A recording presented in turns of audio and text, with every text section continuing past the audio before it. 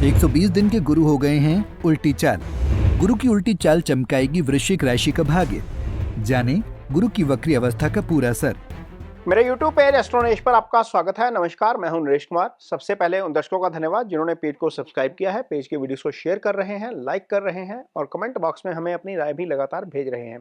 दोस्तों, आज के वीडियो में बात करेंगे देवगुरु बृहस्पति की। देवगुरु बृहस्पति 9 अक्टूबर को वक्री हो जाएंगे और 4 फरवरी तक वक्री अवस्था में रहेंगे। ये लगभग 120 दिन का समय है जब गुरुदेव जो देवगुरु हैं वो वक्री रहेंगे। अब इसके परिणामों को जानने से पहले सबसे पहले ये देखते हैं कि वक्री और मार्गी अवस्था आखिर क्या होती है और ज्योतिष में इसका इतना महत्व क्यों है। इस पर थोड़ी सी 1 मिनट की चर्चा कर लेते हैं। पहले ये बता देते हैं ताकि आपको समझ आ जाए कि एक्चुअल में वक्री और मार्गी क्या होता है और उसका फल क्यों इतना इम्पोर्टेंट समझा जाता है एस्ट्रोलॉजी में। वैसे यदि हम खगोलीय घटना के लिहाज से देखें तो ये एक सामान्य खगोलीय घटना है जो हर साल होती है। 120 दिन के लिए गुरु हर साल वक्री होते हैं। लेकिन ये वक्री अवस्था होती क्या है? जो हमारा ब्रह्मांड है वहां पर जो प्लैनेट्स हैं, कुछ इनर सर्कल के प्लैनेट हैं, कुछ आउटर सर्कल के प्लैनेट हैं। प्लैनेट हम मोटे तौर पर 5 ही मानते हैं। सूर्य को पिता माना जाता है और चंद्रमा को पालक माना जाता है। बाकी जो है वो मंगल है, गुरु हैं, बुध हैं, शुक्र हैं, ये सारे प्लैनेट माने जाते हैं, या शनि है, ये प्लैनेट माने जाते हैं। राहु केतु छाया ग्रह हैं, इनको ग्रह जो है वो नहीं माना जाता है, इसका फिजिकल एग्जिस्टेंस नहीं है। इनमें से 2 प्लैनेट ऐसे हैं जो हमेशा सूर्य के आसपास रहते हैं, वो हैं बुध और शुक्र। आप किसी भी कुंडली में सूर्य के सामने बुध नहीं पाएंगे, सूर्य के सामने शुक्र नहीं पाएंगे, क्योंकि इनका मैक्सिमम डिस्टेंस जो है वो सूर्य से 47 डिग्री होता है। शुक्र का 47 डिग्री होता है, बुध का 27 डिग्री होता है। बुध किसी भी कुंडली में आपको एक घर आगे, एक घर पीछे या सूर्य के साथ नजर आएंगे, जबकि शुक्र की पोजीशन ज्यादा से ज्यादा 2 घर आगे या 2 घर पीछे हो सकती है, या फिर सूर्य के साथ हो सकती है। इससे ज्यादा आगे नहीं जाते। 3 प्लैनेट ऐसे हैं जो आउटर सर्कल के प्लैनेट हैं, जिनमें मंगल, गुरु और शनि आते हैं। ये प्लैनेट सूर्य के साथ भी हो सकते हैं और सूर्य के सामने भी हो सकते हैं। जब ये प्लैनेट सूर्य के सामने आते हैं किसी भी अवस्था में, तो ये वक्री अवस्था में होते हैं। कोई भी कुंडली जब हम नंगी आंख से देखते हैं, यदि मंगल, गुरु या शनि सूर्य के सामने है तो वो निश्चित तौर पर वक्री अवस्था में ही होंगे। इसका कारण यह है कि इनकी मैक्सिमम दूरी जो सूर्य से है वो 120 डिग्री है। जब ये 120 डिग्री के पार चले जाते हैं, यानी कि सूर्य यदि आपकी कुंडली में लगन में पड़े हैं, तो यदि शनि पंचम में आ जाएंगे और डिग्रिकली 120 डिग्री पार कर जाएंगे तो वो वक्री हो जाएंगे। ऐसा ही गुरु और मंगल के साथ भी होता है। जैसे ही ये घूम के दोबारा 9th हाउस के ऊपर आएंगे, जैसे लगन में सूर्य है, 9th हाउस से जैसे ही डिग्री पार करेंगे, 120 डिग्री के विदिन आएंगे सूर्य से, तो जो है वो मार्गी हो जाएंगे। ये स्थिति रहती है वक्री और मार्गी की। अब इसका इतना महत्व क्यों है? शास्त्र कहता है कि वक्री प्लैनेट जो होता है उसका चेष्टा बल बढ़ जाता है। चेष्टा बल बढ़ने का मतलब यह है कि ग्रह जो है वो अपने अच्छे या बुरे परिणाम बहुत तेजी से करता है, और इसी कारण इसका जो है वो अचानक से असर नजर आता है। खास तौर पर शनि जैसे जो प्लैनेट हैं जो वक्री अवस्था में बहुत जो है वो कई बार मारक रिजल्ट कर जाते हैं, यदि आपकी कुंडली में वो मारक स्थानों में पड़े हों और कुंडली में, नेटिव कुंडली में भी वक्री अवस्था में हों। तो ये तो वक्री और मार्गी का कंसेप्ट है। तो ये तो हमने समझा कि वक्री और मार्गी का क्या असर होता है, क्या प्रभाव होता है, किस तरह से रिजल्ट होता है। अब यहाँ पर बात करेंगे वृश्चिक राशि के जातकों की। वृश्चिक राशि के जातकों के लिए ये गोचर जो है ये वक्री होना बहुत अच्छा है।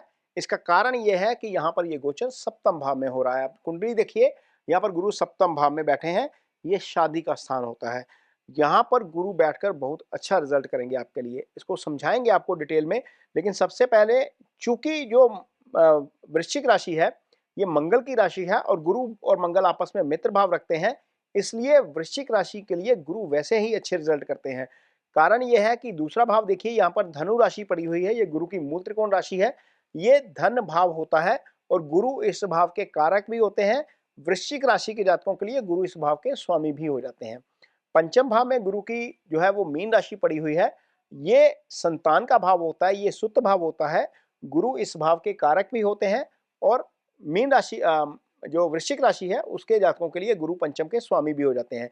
यानी कि कुंडली में जिन 4 भावों के गुरु कारक होते हैं, उनमें से 2 भावों के गुरु खुद स्वामी भी हो जाते हैं वृश्चिक राशि के जातकों के लिए, धन भाव और सुत भाव। गुरु इसके अलावा जो भाग्य स्थान होता है 9th हाउस उसके स्वामी होते हैं और 11th हाउस जो आय का भाव होता है उसके उसके कारक होते हैं। ये दोनों भावों के कारक भी गुरु होते हैं। खैर यहाँ पर सप्तम में गुरु गोचर करेंगे तो गुरु की एक दृष्टि जाएगी 5वीं वाली सीधा आपके 11th हाउस के ऊपर, यानी कि ये जो आय का भाव है इसके भी कारक गुरु हैं। इस भाव के ऊपर गुरु की दृष्टि होने का मतलब यह है कि यहाँ पर गुरु वृद्धि करवाने का काम करेंगे। ये आय का भाव है, ये वृद्धि का भाव है, ये इच्छाओं का भाव है, एलिवेशन का भाव है, सामाजिक प्रतिष्ठा यहीं से आती है, तरक्की यहीं से मिलती है आपको।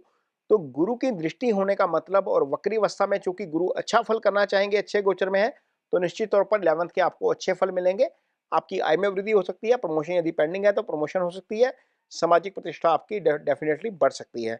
यहाँ पर गुरु आपके सीधा राशि को दृष्टि दे रहे हैं, तो निश्चित तौर पर ये राशि वैसे भी शनि के द्वारा पीड़ित भी है, ढैया भी चल रही है।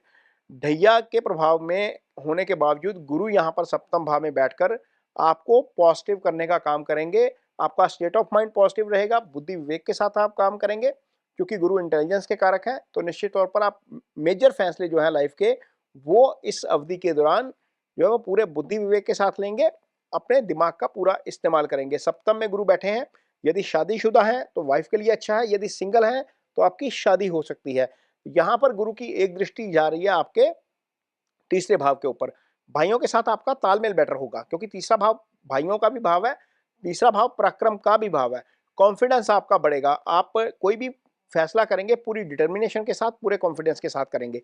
ये जो ट्रायंगल एक्टिवेट हो रहा है 7, 11 और 3 का, इसको भोग का ट्रायंगल बोलते हैं। इसका मतलब यह है कि ये 4 महीने ऐसे हैं जब आपका भोग वाला ट्रायंगल एक्टिव हो जाएगा, तो आप एंजॉय करेंगे, वेकेशन भी एंजॉय करने जा सकते हैं, अब्रॉड जा सकते हैं। मीन्स आप लाइफ को फुल एंजॉय करने के मोड में आ जाएंगे, क्योंकि ये भोग स्थान गुरु के द्वारा एक्टिव है। और हालांकि गुरु यहाँ पहले से हैं, लेकिन चूंकि वक्री अवस्था में आ गए हैं, अपने अच्छे फल बेटर वे में करना चाहेंगे, और वो आपको डेफिनेटली उसके अच्छे रिजल्ट करेंगे। यहाँ पर गुरु पंचम के भी फल करेंगे आपके लिए, और धन भाव के भी फल करेंगे। धन भाव चूंकि गुरु का अपना भाव है और पंचम सुत का भाव है, तो जिनको यहाँ पर संतान नहीं है उनको संतान आ सकती है, जिनकी संतान है उनको संतान पक्ष से अच्छी खबर जो है वो सुनने को मिल सकती है। जो स्टूडेंट्स पढ़ाई के लिए बाहर जाना चाहते हैं उनके लिए भी समय जो है वो अच्छा है। तो कुल मिलाकर यदि हम देखते हैं 9 अक्टूबर से लेकर 4 फरवरी तक का 120 दिन का समय गुरु का वक्री अवस्था में होने का जो समय है, ये कुल मिलाकर जो वृश्चिक राशि है उसके जातकों के लिए बहुत अच्छा रहने वाला है। और यदि आपकी कुंडली में गुरु की पोजीशन खराब है, गुरु अस्त है, गुरु 6, 8, 12 पे पड़े हुए हैं, गुरु आपकी कुंडली में पाप प्रभाव में है, राहु केतु एक्सिस में है, शनि मंगल के साथ है, सूर्य के साथ है, तो ऐसी स्थिति में आपको जुपिटर की कुछ ना कुछ रेमेडीज जरूर करनी चाहिए। तो सबसे पहले तो ये है कि गुरु ज्ञान के कारक हैं। ज्ञान किसी भी रूप में हो सकता है। आप अपनी नॉलेज किसी के साथ शेयर करते हो, वो भी आपके लिए गुरु की रेमेडी के तौर पर काम करता है। यदि आप इतने अफोर्ड करते हो, कुछ पैसा अफोर्ड करते हो, कुछ खर्च अफोर्ड करते हो, तो किसी को शिक्षा में हेल्प करिए। किसी एक बच्चे को जो पढ़ना चाहता है लेकिन उसके पास एसेट्स नहीं है या कुछ उसके पास पैसा नहीं है पढ़ने के लिए, उसको असिस्ट करिए। वो असिस्टेंस भले ही एक कॉपी के रूप में हो, भले ही एक किताब के रूप में हो, भले ही ट्यूशन फीस के रूप में हो। ये गुरु की सबसे अच्छी रेमेडी है। गुरु ज्ञान के कारक हैं। जब जैसे-जैसे आप ज्ञान फैलाएँगे वैसे-वैसे आपको गुरु के अच्छे रिजल्ट मिलेंगे। अदरवाइज़ दूसरी रेमेडीज़ जो हैं वो ये है कि आप ओम ब्रह्म बृहस्पतये नमः का जप कर सकते हैं। रोज़ाना 1 माला जप करिए, ये आपके लिए अच्छा रहेगा। शास्त्र कहता है अधिकाय अधिकम फलम, जितनी माला जपेंगे उसका उतना ज़्यादा आपको फल मिलेगा। इसके अलावा ये मंत्रास की रेमेडीज़ के अलावा आप दान की रेमेडीज़ कर सकते हैं। चने की दाल, पीला वस्त्र, कोई भी पीला फल जो है वो गुरुवार के दिन दान करिए, वो अच्छा है। इसके अलावा आप यदि अफ़ोर्ड करते हैं अगेन, तो आप पुखराज धारण कर सकते हैं। लेकिन पुखराज धारण करने से पहले ये ज़रूर सुनिश्चित करिए कि आपकी कुंडली में गुरु की पोजीशन 6ठे भाव में, 8वें भाव में, 12वें भाव में, दूसरा भाव जो मारक स्थान है वो, और तीसरे भाव में नहीं होनी चाहिए। इन भावों में पड़े जुपिटर का नग पहनने से या स्टोन पहनने से इसका नुकसान ज़्यादा हो सकता है, लाभ कम हो सकता है। तो ये स्टोन ना पहनिए। यदि आप जुपिटर की पोजीशन केंद्र, त्रिकोण और लाभ स्थान में है, तो आप स्टोन धारण कर सकते हैं, ये आपके लिए अच्छा रहेगा।